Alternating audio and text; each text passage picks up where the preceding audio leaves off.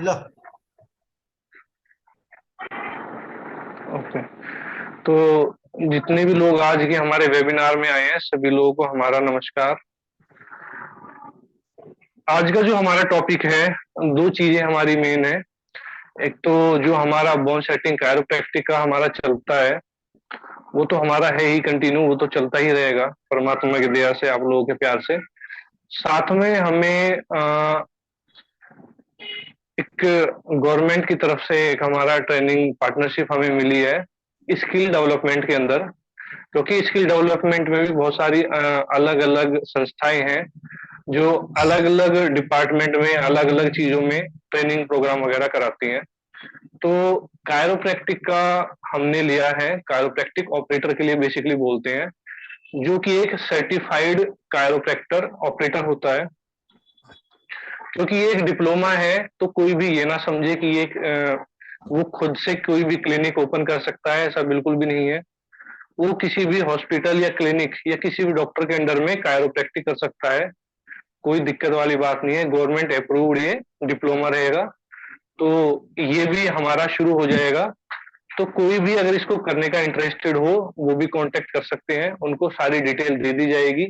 क्या उसकी फीस रहेगी, क्या उसका प्रोसीजर रहेगा, एग्जाम होगा, कितने टाइम में सर्टिफिकेट मिलेगा, क्या स्टडी मटेरियल रहेगा, उसकी सारी डिटेल बता दी जाएगी। तो जो जो इंटरेस्टेड हो वो उसके बारे में पूछ सकते हैं। अब बात करते हैं अपने कायरोप्रैक्टिक के बारे में। कायरोप्रैक्टिक एक ऐसा सब्जेक्ट है, कोई ये भी ना समझे कि हमने 2 दिन में टेक्निक सीखी और हमें सारा आ गया, ऐसा नहीं है।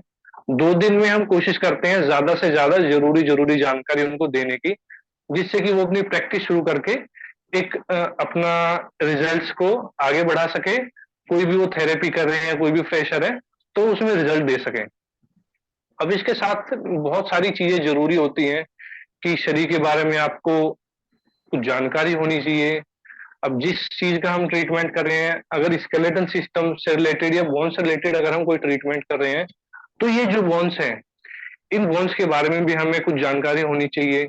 इसके साथ में जो हमारे टेंडन्स है, मसल्स हैं, या कनेक्टिंग जो टिश्यू होते हैं, जो हमारे लिगामेंट्स हैं, उनके बारे में भी जानकारी होनी चाहिए।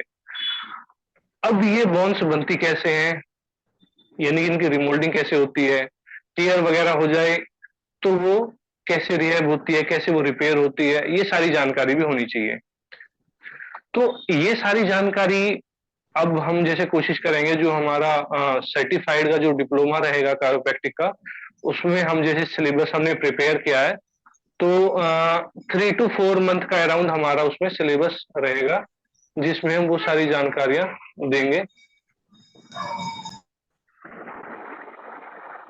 तो उसमें क्या रहेगा, उसमें ये रहेगा, क्योंकि गवर्नमेंट्स की गाइडलाइन जो भी है उस सिलेबस को लेके, सारा गवर्नमेंट का गाइडलाइंस रहेंगी उसमें। तो सिलेबस सारा हम प्रिपेयर करके कोशिश ये करेंगे कि ज्यादा से ज्यादा वो सिलेबस कवर कराया जाए। तो जो हमारा ऑफलाइन जो ट्रेनिंग रहती है वो एज इट इज रहेगी। जो ऑफलाइन अटेंड करेगा वही उस गवर्नमेंट सर्टिफिकेट के लिए एलिजिबल होगा, क्योंकि उसका जो सिलेबस है उसमें बॉडी के बारे में पूरी डिटेल रहेगी, मसल्स के बारे में, बोन्स के बारे में, डिसीज के बारे में, और उसमें एग्जाम भी रहेगा। ऑनलाइन ऑफलाइन हम वो कंडक्ट करेंगे, और जो स्टडी रहेगी सारी वो ऑनलाइन रहेगी। उसमें ऑनलाइन में सारा जो सिलेबस है वो पढ़ाया जाएगा। अब उसमें केस स्टडीज भी रहेंगी, कि जो हम किसी भी पेशेंट का जैसे ट्रीटमेंट करते हैं, तो लगभग 10 से 15 केस स्टडी उसमें रहेगी, कि हम किस तरह की प्रॉब्लम का क्या ट्रीटमेंट करते हैं, और उसमें क्या क्या चीजों का हम इंक्लूड करते हैं, कि इस ट्रीटमेंट के साथ में, इस टेक्निक के साथ में आपको क्या क्या चीजें इंक्लूड करनी है। आपको कंडीशन देखने, सपोज करो आपके पास कोई पेशेंट ऐसा आता है कि जिसको लोअर बैक एक है। अगर लोअर बैक एक है, तो उस लोअर बैक एक का रीजन क्या है, हो सकता है कि उनका जो पेल्विक हो, यानी हिप जो हो डिस्प्लेसमेंट हो, उस वजह से भी उनको बैक एक आ सकता है। हो सकता है कि उनको स्टेनोसिस हो गया हो, स्टेनोसिस की वजह से भी बैक पेन आ सकता है। उनको डिस्क स्लिप या डिस्क बल्ज भी हो सकती है, या फिर उनको एंटीरियर लिथीसिस भी हो सकता है। तो मल्टीपल रीजन है। तो जब हम उस लंबे सिलेबस की ऑनलाइन की बात करेंगे, तो क्या उसमें हमारे पास सफिशिएंट टाइम रहेगा, तो उसमें हम उन चीजों को लेके चलेंगे। और इस चीजों को वो इंसान आराम से समझ सकता है कि जो इसमें चाहता है कि भाई मैंने कायरोप्रैक्टिक तो सीख लिया, लेकिन मैं और अपनी नॉलेज को इनहेंस कैसे कर सकता हूँ। तो क्योंकि काफी टाइम से हम भी सोच रहे थे कि हम थोड़ा सा सिलेबस को अच्छा प्रिपेयर करें, बड़ा करें। इस बीच में हमारा ये कोलैबोरेशन जो हो गया, तो इसमें हमें एक अच्छा मौका मिल गया कि हम आपकी स्किल्स को अपडेट भी कर सकते हैं। और आपके पास ऐसा डिप्लोमा रहेगा कि जो आप किसी भी क्लिनिक, हॉस्पिटल से कोलैबोरेट करके आप अपना ये काम कर सकते हैं, कायरोप्रैक्टिक कर सकते हैं, तो कोई ऑब्जेक्शन नहीं रहेगा। क्योंकि अभी इससे पहले कोई भी ऐसी बैचलर डिग्री या कुछ भी गवर्नमेंट ऑफ इंडिया से सर्टिफाइड नहीं है। फर्स्ट ऐसा डिप्लोमा है जो गवर्नमेंट ऑफ इंडिया से सर्टिफाइड रहेगा, जिसमें आप मैनिपुलेशन, मोबिलाइजेशन और थ्रस्ट वगैरह ये कायरोप्रैक्टिक वाला दे सकते हैं। ये प्रॉपर ऑथेंटिक है। और इसका हमारे पास ट्रेनिंग जो है उसका हमारे पास एविडेंस है सारा। और जो सर्टिफिकेट वगैरह भी आपका आएगा वो भी गवर्नमेंट ऑफ इंडिया, जो हमारा स्किल डेवलपमेंट वाली जो संस्था है वहीं से आएगा प्रॉपर। उसमें बार कोड भी रहेगा, आपका नाम वगैरह रहेगा, सारी उसमें डिटेल रहेगी। तो बात करते हैं इसमें सिलेबस किस तरह का है। सिलेबस में ये कि हमारा जो भी स्पाइन है, पेरिफेरल जॉइंट्स है, उन सभी के बारे में डिटेल में पढ़ाया जाएगा कि हमारे कौन कौन से जॉइंट कैसे मूव करते हैं, कितनी उनकी रेंज ऑफ मोशन होती है, वो जॉइंट्स किस तरह से काम करते हैं। तो आप तभी चेक कर पाएंगे जब रेंज ऑफ मोशन आपको नहीं पता होगा किसी पार्ट का, तो आप पता नहीं कर पाएंगे कि इस जगह पे पेशेंट को प्रॉब्लम है। तो सारी चीजें उसमें डिटेल में आएंगी। उसके बाद में बोन्स हमारी कैसे बनती है, और अगर बोन्स किसी की वीक है पेशेंट की, तो आप उसकी कैसे पहचान करेंगे, क्या क्या जरूरी टेस्ट वगैरह होंगे। और फिर उनको मेडिसिन से अलग हटके क्या क्या आप नेचुरल डाइट से न्यूट्रिशन देके पेशेंट को स्ट्रॉन्ग कर सकते हैं। क्योंकि अगर बोन्स वीक रहेंगी तो उसमें हमारा कायरो करना ठीक नहीं रहेगा। क्योंकि पेशेंट अगर हमारे पास आएगा तो वो हमारे पास विश्वास करके आएगा, तो अब हमें उनको अटेंड करना है एज ए फिजिशियन। ऐसे मतलब कोई भी हम ट्रीटमेंट करते हैं तो हम उसकी जो प्रैक्टिस जो हम करते हैं, तो फिजिशियन या प्रैक्टिशनर, हम किसी भी चीज की थेरेपी करते हैं, परफॉर्मेंस देते हैं, तो हमारा सारा उसमें इंक्लूड होता है। तो हम पेशेंट को किस तरह से अटेंड करते हैं या कैसा रिजल्ट देते हैं, तो वो हमारी प्रैक्टिस पे डिपेंड करता है या क्या क्या चीजें हमने सीखी हुई है। तो जो पेशेंट के साथ हम इंटरेक्ट करेंगे तो उसका जो प्रॉपर हम डायग्नोज करेंगे, अब उसको किस ट्रीटमेंट की जरूरत है। कई बार होता है कि पेशेंट को थ्रस्ट की भी जरूरत नहीं है, सिर्फ मोबिलाइजेशन या मैनिपुलेशन से ही काम हो जाता है। बॉडी के अकॉर्डिंग पेशेंट को कैल्शियम की डेफिशिएंसी है या नहीं है। जैसे कि नॉर्मली अगर मैं बात करूं 15-17 की एज से और 70 तक की एज में लगभग 1000 mg कैल्शियम की जरूरत होती है, मिलीग्राम की। तो आप उनकी रिपोर्ट देख के भी अंदाजा लगा सकते हैं, क्योंकि आजकल जनरली 50 to 60 एज के बाद में सभी लोगों के पास, ज्यादातर के पास में कैल्शियम के टेस्ट वगैरह होते हैं, क्योंकि बोन रिलेटेड प्रॉब्लम्स आती हैं, किसी को स्पाइन से, किसी को हिप वगैरह से, नी से, तो कोई ना कोई ये सब कैल्शियम वगैरह के टेस्ट होते रहते हैं। तो आपको देखना है उनका कैल्शियम लेवल कितना है। प्लस दूसरा, विटामिन डी का बहुत ज्यादा ध्यान रखना है, क्योंकि विटामिन डी अगर है और कैल्शियम है, दोनों है, तो क्या रहेगा कि आपकी बोन की रिमोल्डिंग अच्छे से हो पाएगी, तभी बोन स्ट्रांग हो पाएगी। लेकिन अगर आपकी बॉडी में विटामिन डी की कमी है तो कैल्शियम भी एब्जॉर्ब नहीं हो पाएगा, तो बोन स्ट्रांग नहीं रहेगी। तो हमें ऑल ओवर हर चीज को देख के, पैरेलल देख के चलना है, क्योंकि पेशेंट हमारे पास आएगा, ट्रीट हमें करना है, तो वो चीज हमें सोचनी, हमें देखनी है। पेशेंट को इतना नहीं पता होता है कि क्या क्या चीजें या क्या क्या टेस्ट हमें दिखाने होते हैं। जब वो चीजें हम देखते हैं कि हाँ ये सब सही है, इनकी बोन्स वगैरह वीक नहीं है, तब जाके हम कायरो की टेक्निक्स अप्लाई करते हैं। क्योंकि एक प्रॉपर वे में जब हम सारा डायग्नोज करके ट्रीटमेंट करते हैं तो उसमें पॉजिटिव रिजल्ट आता है। टेक्निक लोग अच्छे सीख लेते हैं, जल्दी सीख लेते हैं, नो डाउट, और अच्छा करने भी लगते हैं। लेकिन प्रॉब्लम किस जगह आती है? प्रॉब्लम जब आती है जब वो कोई भी ट्रीटमेंट या टेक्निक देते हैं और जब उनको रिजल्ट नहीं मिलता है, तो उनको लगता है कि यार पता नहीं मैंने टेक्निक सही सीखी है नहीं सीखी, या जहां से सीखी है उन्होंने अच्छी सिखाई है नहीं सिखाई है। तो वो डाउट सभी के अंदर आता है। लेकिन जब आप उसको कोरिलेट करोगे प्रॉब्लम्स को, और उसके अकॉर्डिंग जब आप दोगे, तो रिजल्ट आएगा। जैसे हमारे पास भी प्रैक्टिस में पेशेंट आते हैं, ज्यादातर पेशेंट जो हमारे पास आते हैं सेकंड, मतलब प्राइमरी और सेकेंडरी रीजन के कारण आते हैं। जैसे मेरे पास एक पेशेंट आए, उनका जैसे एंटीरियर लिथीसिस था। एंटीरियर एंटीरियर लिथीसिस में क्या होता है, ये जो हमारा स्पाइन का जो ये लंबर जो पार्ट है, ये ये यहाँ से सैक्रम से जो जुड़ा हुआ है, ये आगे की तरफ और थोड़ा सा आगे आ जाता है। तो इससे क्या होगा, पूरा जो हमारा एब्डोमेन पेट है वो थोड़ा सा बाहर की तरफ निकलता है, और यहाँ पे एक गड्ढा सा बन जाता है लॉर्डोसिस की तरफ। तो उस केस में क्या होता है, उस केस में पूरी बैक में यहाँ स्टिफनेस, खिंचाव रहेगा इस जगह पे, और जो हमारी ग्लूटियल्स मसल्स वगैरह है उनमें भी खिंचाव रहेगा, पेन लगातार रहेगा। अगर उसी प्रॉब्लम में आप डिस्क बल्ज, डिस्क स्लिप वाला अगर ट्रीटमेंट देते रहोगे तो उसमें कोई रिजल्ट नहीं मिलेगा। उसमें क्या रहेगा, उसमें हमें कई तरह से सोच के ट्रीटमेंट देना होता है, क्योंकि हमने तो काफी चीजें की हुई है, रिहेबिलिटेशन वगैरह भी, और पर्सनल फिटनेस ट्रेनर वगैरह का भी किया हुआ है। तो काफी सारी एक्सरसाइज वगैरह हमें आती है, नेचुरोपैथी योगा डिप्लोमा भी किया हुआ है। तो ऑल ओवर चीजें देख के हर एक फिर प्रॉब्लम के अकॉर्डिंग हम वो सारी चीजें कराते हैं। तो प्रॉब्लम जब तक हमें पता नहीं होगी तो हम उनका ट्रीटमेंट कैसे कर सकते हैं। कायरो हमने कर दिया, अच्छा है, कायरो से क्या है, मैनिपुलेशन मोबुलेशन हमने अच्छा कर दिया, ट्विस्टिंग अच्छी कर दी, वहां की स्टिफनेस रिड्यूस होगी। लेकिन उसको आराम तो मिल गया उस टाइम पे, लेकिन जब उसको ठीक करने की बात है तो उसके लिए भी कुछ एक्सरसाइज वगैरह की है, काफी चीजों की जरूरत होती है।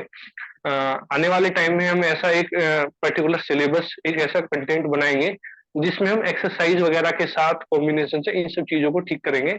अभी उस पर थोड़ा काम चल रहा है, क्योंकि समस्या ये आती है कि किसी ने सिर्फ कपिंग कपिंग सीखी हुई है, किसी ने सिर्फ एक्यूपंचर एक्यूप्रेशर सीखा हुआ है, किसी ने सिर्फ कायरो कायरो सीखी हुई है।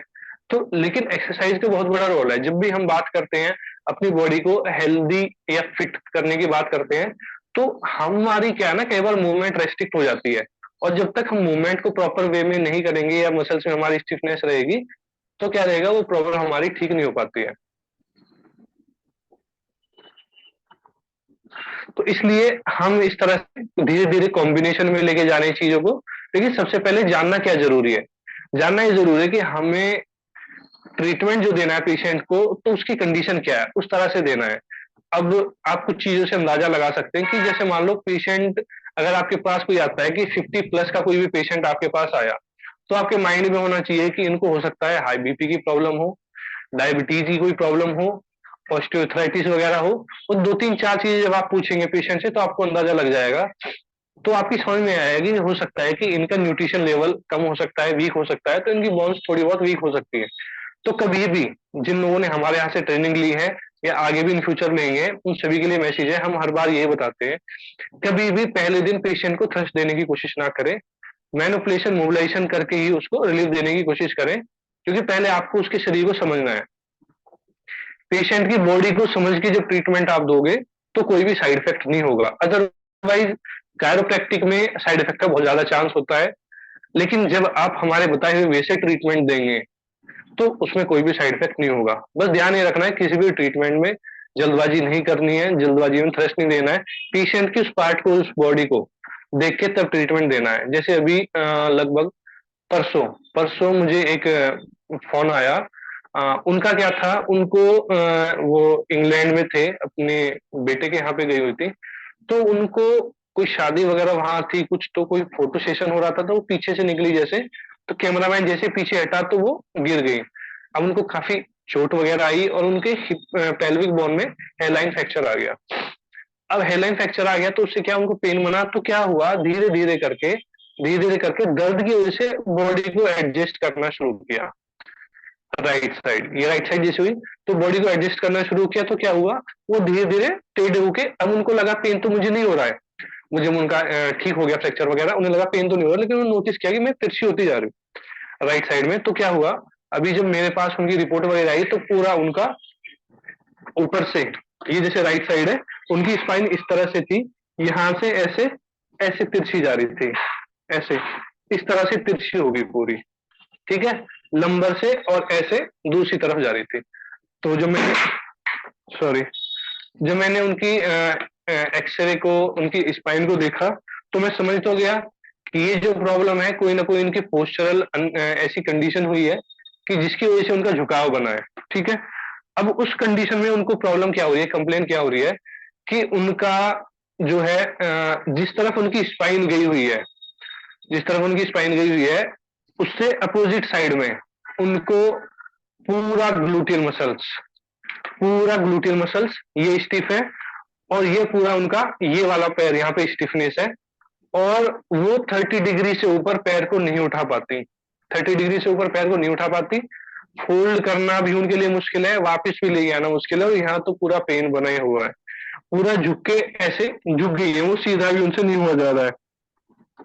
अभी कल जब मैंने उनको ट्रीटमेंट दिया, मोबिलाइजेशन वगैरह दिया और कुछ एक्सरसाइज वगैरह कराई मैंने उनको, तो उसके बाद में जब मैंने कराया 30 मिनट्स का सेशन कराया, तो मैंने उनको बोला कि आप थोड़ा सा चल के देखो। तो जैसे ही वो बेड से उठी हैं, तो वो एकदम से इस तरह से सीधी होके चलने लगी।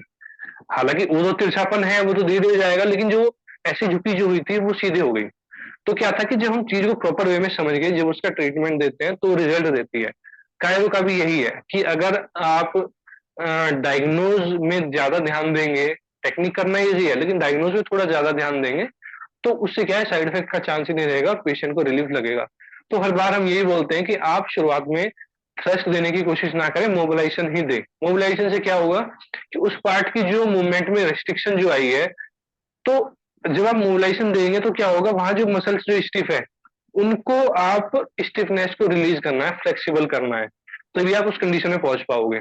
और 50 to 60% केसेज में थ्रस्ट देने की भी जरूरत नहीं होती है, क्योंकि कंडीशन पेशेंट की ऐसी है कि वो ऑलरेडी स्टिफ है, जॉइंट की जो मूवमेंट है वो ऑलरेडी रेस्ट्रिक्ट हो चुकी है, वहां पे रेंज ऑफ मोशन कम है।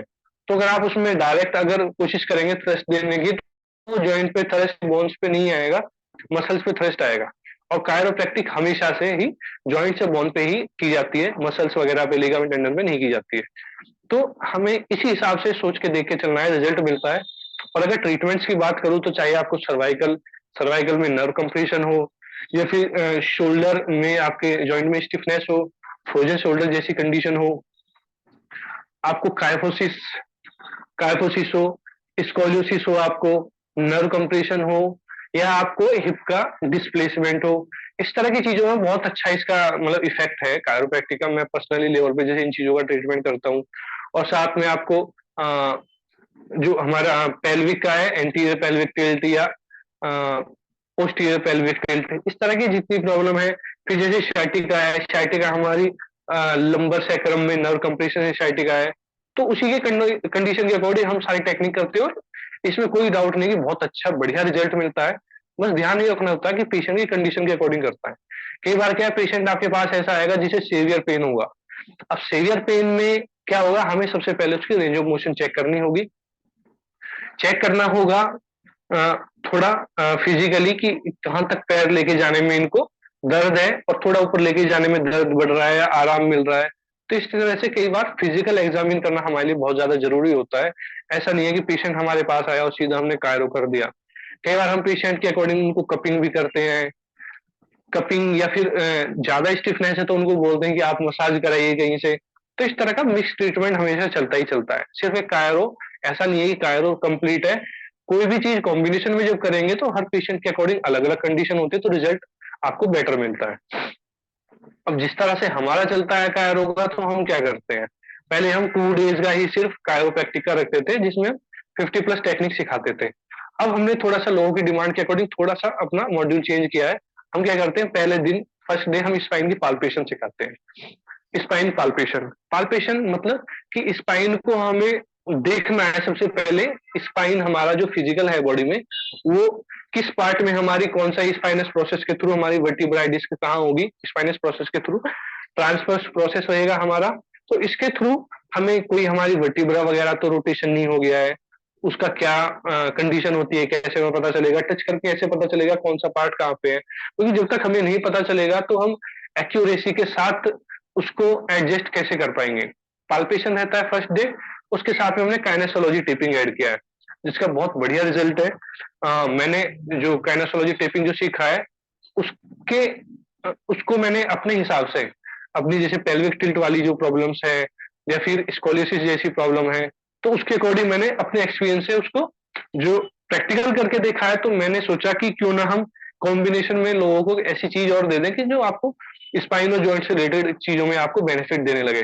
तो फर्स्ट डे हमने स्पाइन का पाल्पेशन और काइनेसोलॉजी टेपिंग कर दी है। और साथ में जो 2 दिन हम कराते हैं, सेकंड थर्ड डे, उसमें कायरोप्रैक्टिक में 50 टेक्निक्स हमारी स्पाइनल और पेरिफेरल जॉइंट से रिलेटेड, टोटल 50+ टेक्निक आ जाती है। और साथ में हम कपिंग थेरेपी कराते हैं। तो कई बार क्या होता है कि इस तरह के पेशेंट आते हैं जिनको पेन ज्यादा बना हुआ है या स्टिफनेस वगैरह ज्यादा है, तो कपिंग करने से क्या है कि उस पार्ट में स्टिफनेस रिड्यूस हो जाएगी, फ्लेक्सिबिलिटी आएगी। तो उसमें हम अच्छे से फिर मोबिलाइजेशन वगैरह या सच टेक्निक देके पेशेंट को रिलीफ दे सकते हैं। तो ये कुछ जानकारियां थी जो मैंने आपको दी। अब बात करें अगर कुछ ऐसी कंडीशंस होती हैं कि जो 50 प्लस एज के लोग आते हैं, उनको होती क्या है कि बोन्स में न्यूट्रिशन की बहुत ज्यादा कमी होती है।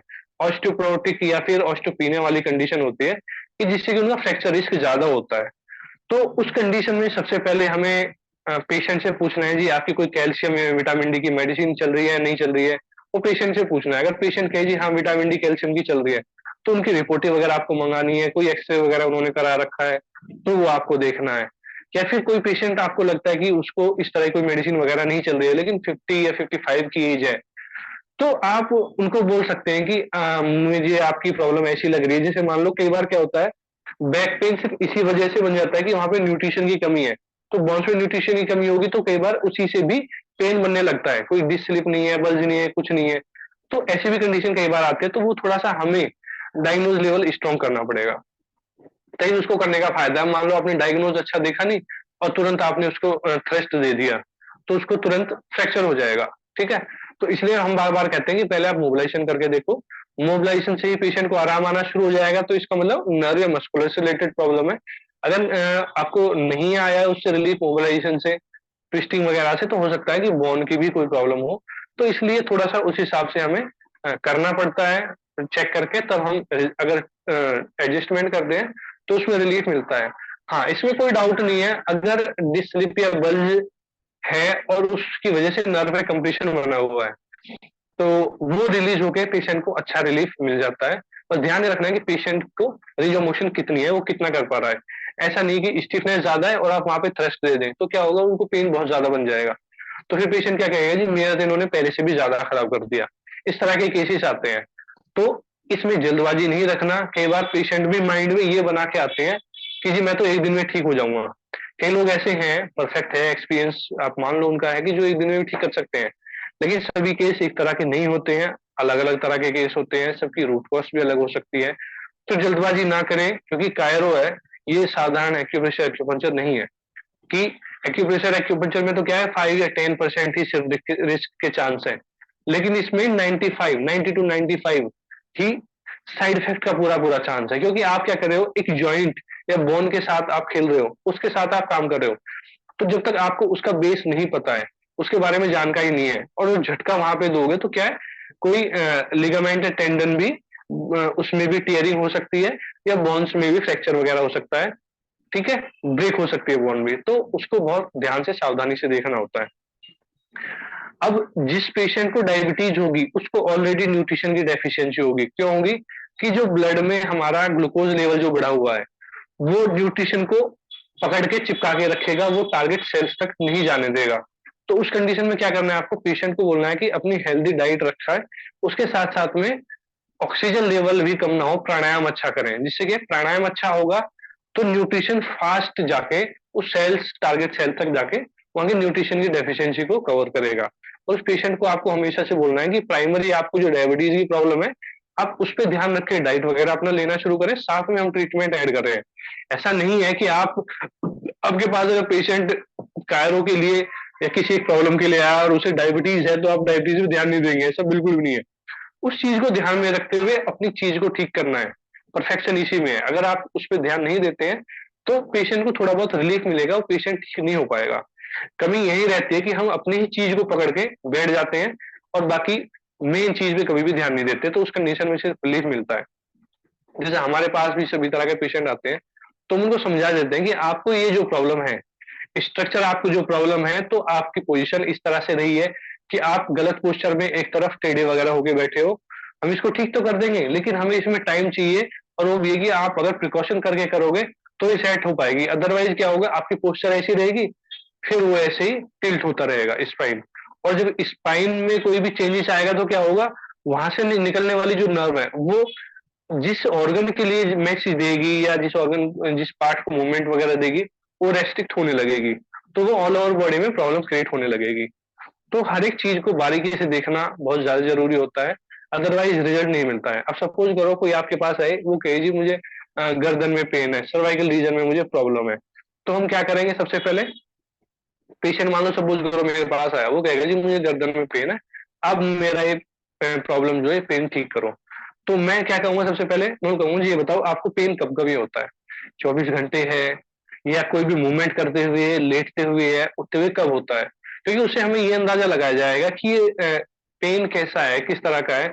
कोई मूवमेंट करते हुए हो रहा है तो हो सकता है वो मस्कुलर पेन भी हो सकता है, नर्व नर्व से भी हो सकता है, नर्व कोई कंप्रेस हो, ठीक है।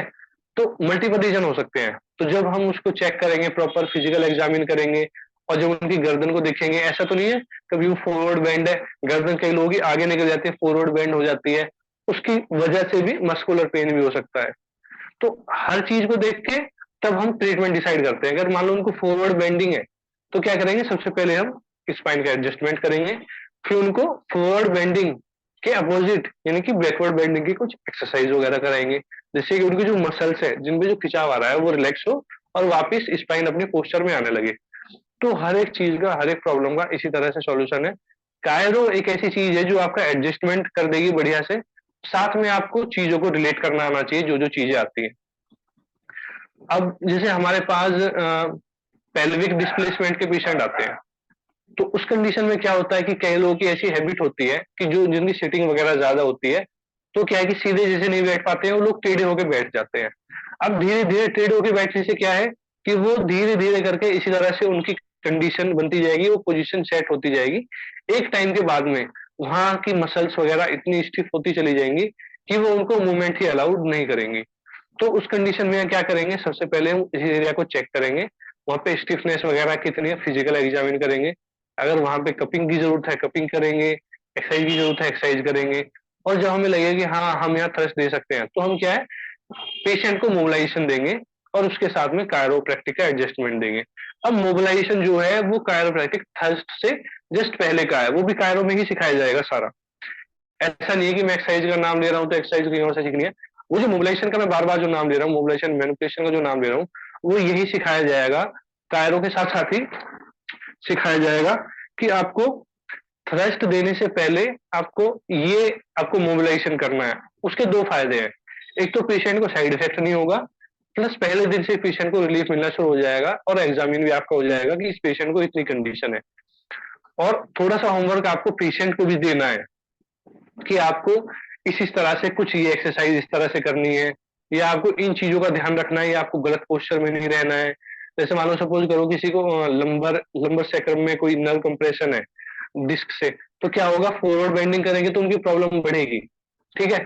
एक तरफ मान लो लेफ्ट साइड किसी को प्रॉब्लम है, तो लेफ्ट साइड से उनको बोल सकते हो आपकी उस तरफ से कोई वेट वगैरह नहीं उठाना है, उस पार्ट पे कोई प्रेशर नहीं डालना है।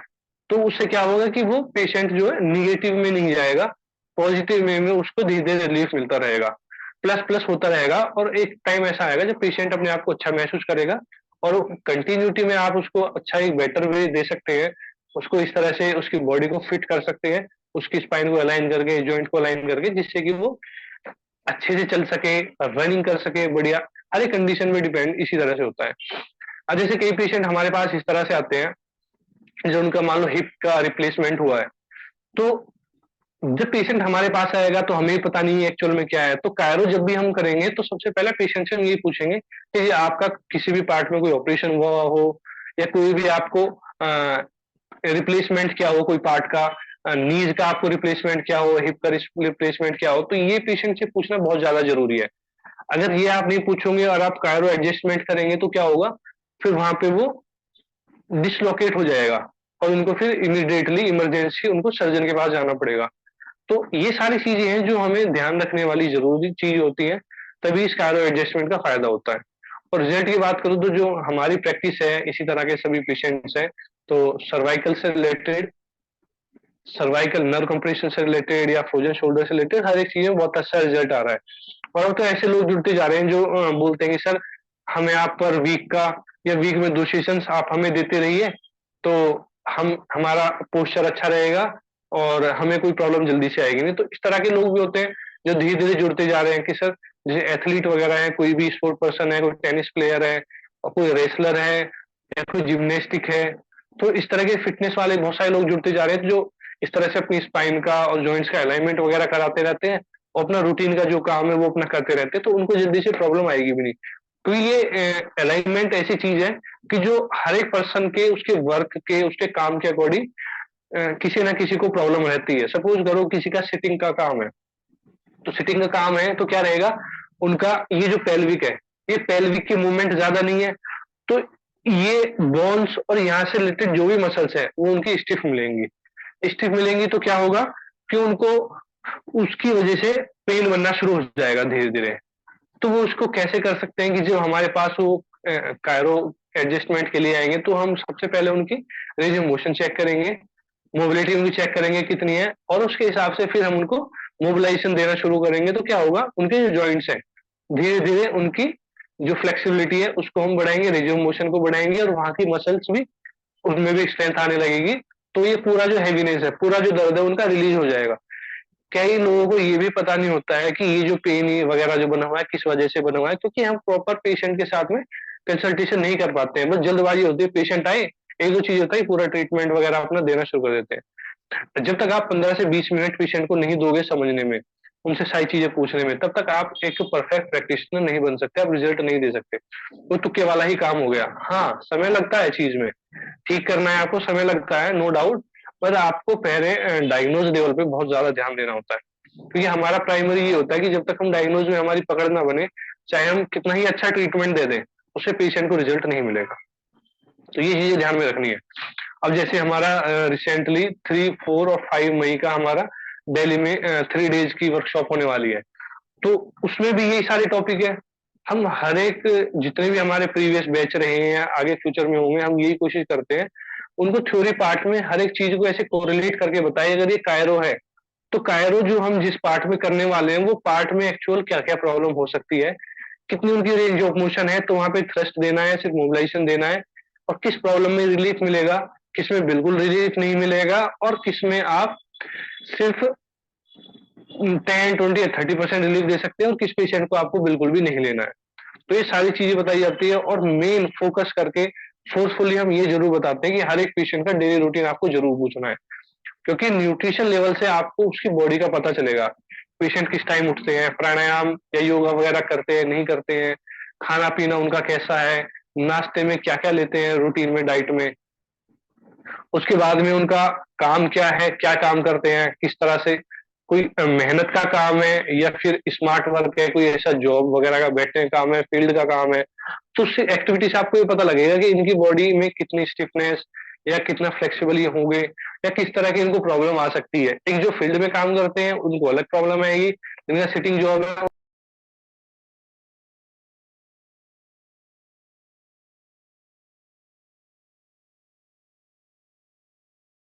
उनको अलग तरह की प्रॉब्लम आएगी। हेलो।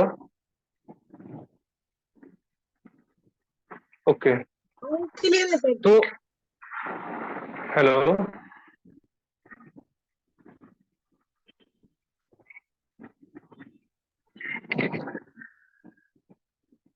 हेलो। आ रही है सर, तो आवाज आ क्या रही है है। कि पेशेंट, मुझे टाइम लगेगा अभी 10 मिनट, ठीक है। तो क्या है, पेशेंट की कंडीशन के अकॉर्डिंग आपको ये पता लग जाएगा कि पेशेंट का ये रूटीन है, तो इनको इस तरह की प्रॉब्लम हो सकती है, ठीक है। तो अब जो हमारा सिलेबस है, उस सिलेबस में जर्नली जैसे हमने मेन जो फोकस ध्यान जो किया है, आजकल हमें जो प्रॉब्लम दिख रही है ज्यादा, वो हमें पेल्विक से रिलेटेड लग रही है, तो इस पे हमने अपनी स्टडी और ज्यादा बढ़ा दी है, क्योंकि पेल्विक पेल्विक से क्या होगा, आपकी स्पाइन की स्ट्रक्चर को भी ये इसकी वजह से बिगड़ती है हमारी स्पाइन की स्ट्रक्चर। और जो हमारी लेग्स के लिए जो हमारा पैर का छोटा बड़ा होना, जो हमें एंटीरियर पेल्विक टिल्ट और पोस्टीरियर पेल्विक टिल्ट, वो सब हमारा इस पार्ट से रिलेटेड है। तो हमने इस पे थोड़ा सा फोकस बढ़ा दिया है, क्योंकि हमारे पास इस तरह के जो पेशेंट दिख रहे हैं ज्यादा, तो ये के 2 वर्कशॉप से हमने इस पे और ज्यादा ध्यान देना शुरू कर दिया है कि इसको कैसे हम और अच्छे से पहचाने कि एंटीरियर पेल्विक टिल्ट है, पोस्टीरियर पेल्विक टिल्ट है, या डिस्प्लेसमेंट है, या राइट या लेफ्ट इनका टिल्ट है। तो उस पर ज्यादा ध्यान दिया है और उसकी टेक्निक भी बढ़ा दी है। तो कोशिश यही है कि जो हमारा बेस है किसी भी चीज का, वो बेस स्ट्रांग रहे और रिजल्ट बेस्ट आए, क्योंकि लगभग 4 महीने से हमारे पास इस तरह के केस मैंने जो देखे हैं, खुद हैंडल किए हैं, जिनमें पेल्विक टिल्ट की वजह से ही बहुत ज्यादा प्रॉब्लम क्रिएट हो रही है, और हम मानते थे कि डिस्क स्लिप या डिस्क बल से ही सिर्फ बैक में पेन या ये चीजें बन रही है। लेकिन जब उन केसों को देखा और उनमें ट्रीटमेंट वगैरह करके देखा, तो पता चला कि ये तो बहुत मतलब ऐसी सीवियर प्रॉब्लम है कि हमें जल्दी से पता भी नहीं चलता। तो जब एक्सरे वगैरह कराते हैं या फिजिकल एग्जामिन करते हैं तो ज्यादा चीजें पता चलती है, तो फिर उनका ट्रीटमेंट आसान होता है, तो उस पर बहुत ज्यादा ध्यान दिया। तो आप सभी लोगों से मैं यही रिक्वेस्ट करूंगा कि आपने कहीं और से भी सीखा हो या हमारे यहाँ से भी सीखते हैं, तो आप कायरोप्रैक्टिक एडजस्टमेंट करने से पहले उसका डायग्नोज लेवल थोड़ा सा अच्छा करें। हमारी कोशिश यही रहती है कि हम जितना भी आपके साथ 3 दिन रहते हैं, ज्यादा से ज्यादा आपको बताने की, सिखाने की कोशिश करते हैं। फिर भी अगर उसमें लगता है कोई चीज कवर नहीं हुई है, तो उसको कोशिश करेंगे धीरे धीरे कुछ वीडियोज के द्वारा बताने की, या जो लोग जुड़े हुए हैं उनको किसी केस में कोई डाउट लगता है तो फोन करके या मैसेज करके हमें डाल देते हैं। तो उस केस का फिर हम उनको रिप्लाई कर देते हैं व्हाट्सएप ग्रुप में या पर्सनली, कि आप इस केस में इस तरह से कर सकते हैं और ये चीज इस तरह से इंक्लूड कर सकते हैं।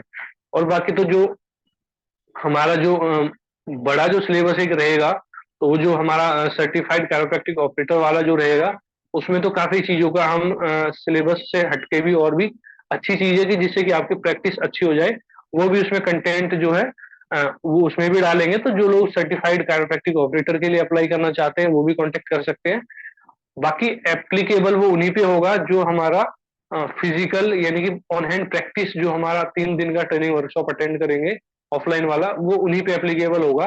कोई अगर ये चाहे कि हम ऑफलाइन अटेंड ना करके सिर्फ ऑनलाइन का करें, तो उन पे एप्लीकेबल नहीं होगा बिल्कुल भी। उन्हीं पे एप्लीकेबल होगा जो ऑफलाइन ट्रेनिंग लेंगे, ऑन हैंड प्रैक्टिस करेंगे। ऐसे किसी को भी वो नहीं दिया जाएगा। तो शायद आपको जितनी आज जानकारी दी है वो शायद समझ में आई होगी। कोई आप लोगों का अगर क्वेश्चन हो तो आप व्हाट्सएप वगैरह में पूछ सकते हैं। और बाकी लास्ट में फिर वही बात मैं रिपीट करूंगा, कायरोप्रैक्टिक एक ऐसी टेक्निक है कि जिसमें 95% चांस साइड इफेक्ट का होता है। तो कभी भी किसी पेशेंट को ट्रीटमेंट दें तो पूरी तरह से आप उसको डायग्नोज करके तब ट्रीटमेंट दें। बताने का पर्पज ये नहीं है कि आप डर जाएं या आप करना छोड़ दें, ऐसा बिल्कुल भी नहीं है। बताने का पर्पज ये है कि पेशेंट का भी नुकसान ना हो, आपका भी नुकसान ना हो, और हम उस वे में कह रहे हैं कि हाँ, हम एक प्रैक्टिशनर है, जिम्मेदार है, कि हम कोई खेल नहीं कर रहे हैं, हम ट्रीटमेंट कर रहे हैं और उस पेशेंट को ठीक करना चाहते हैं। कम से कम ऐसा है कि डायग्नोज आपकी अच्छी रहेगी तो पेशेंट को साइड इफेक्ट नहीं होगा। ये जरूर है कि सीवियर केस आएगा तो आपको बोलना पड़ेगा जी हाँ जी, एमआरआई या सीटी स्कैन वगैरह कोई ऐसी चीज हो जो हम अच्छे से डायग्नोज कर सके, क्योंकि पेशेंट को अगर आपके पास आके रिलीफ नहीं आएगा तो डायग्नोज आपको बोलना ही पड़ेगा। डायग्नोज आपके पास है तो फिर तो आपके पास सब कुछ है, क्योंकि टेक्निक आपके पास है, डायग्नोज आपके पास है, तो इजी वे में फिर आप ठीक कर सकते हैं। और कभी भी किसी केस को ठीक करने में जल्दबाजी नहीं करनी है, क्योंकि जल्दबाजी में सिर्फ नुकसान ही होता है। तसल्ली से जो ट्रीटमेंट करोगे उसमें रिलीफ आएगा। चाहे 10 दिन की बजाय 12 दिन लग जाए, लेकिन उसको तसल्ली से ही करो। पेशेंट को भी ये बता के करो कि ये ट्रीटमेंट जल्दबाजी का बिल्कुल भी नहीं है। इसमें जो टाइम लगेगा एक्चुअल, वो आपके फायदे का लगेगा। जल्दबाजी अगर करेंगे तो हो सकता है कि आपकी बॉडी तैयार ना हो और उसमें कोई भी टीयर हो जाए किसी पार्ट में, ठीक है, तो उससे आपको नुकसान रहेगा, आपकी प्रॉब्लम बढ़ेगी और वो आप फिर और ज्यादा टाइम लग जाएगा आपकी हीलिंग होने में, तो वो मेन ट्रीटमेंट आपका छूट जाएगा। तो ये हमेशा से ध्यान रखना है, कोई भी आप कायरोप्रैक्टिक से ट्रीटमेंट करेंगे तो ये चीज हमेशा ध्यान रखनी है। और सबसे बड़ी बात, पेशेंट अपनी जो कंप्लेन लेके आता है उसकी बात आपको सुननी जरूर है, लेकिन मैंने जो अपने एक्सपीरियंस में देखा है कि ज्यादातर जो प्रॉब्लम होती है पेशेंट की, पेशेंट जो आपको बताएगा वो एक्चुअल में कई बार वो प्रॉब्लम नहीं होती है। एक्चुअल में वो दूसरी प्रॉब्लम होती है। जैसे मेरे पास एक केस आया इस तरह का, पेशेंट ने बताया जी मुझे कमर में दर्द है और कंटिन्यू रहता है मुझे, और सुबह में जब उठता हूँ तो उसमें बहुत ज्यादा अकड़न हो जाती है। ठीक है, तो मैंने कहा जी ठीक है, कोई बात नहीं, आपके पास कोई डायग्नोज हो तो आप बताओ।